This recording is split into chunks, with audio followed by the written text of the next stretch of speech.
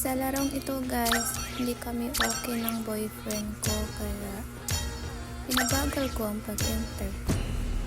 Bahala siya kung mainis siya, wala ako sa mood. First pick yung kalaban kaya gusto ko i-ban yung Sun. Kahit nag-show na yung kakampi ko, ibaban ko pa rin yan kasi nakakainis yan sa laro lalo na kapag kalaban mo.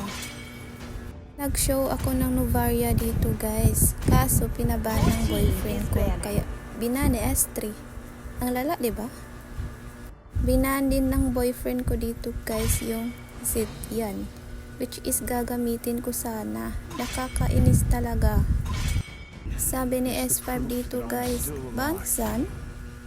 At dahil nainis nga ako, mag-practice tayo ng low nox kasi deserve nila.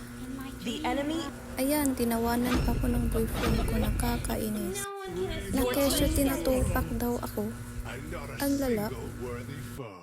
Sana all daw sabi ni S1. Ano na pa sana all Nakakairita. Paki ko sa inyo.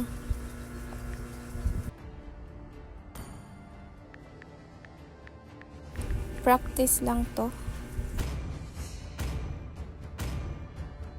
Tingnan nyo na lang kung paano ako nagpa-feed guys.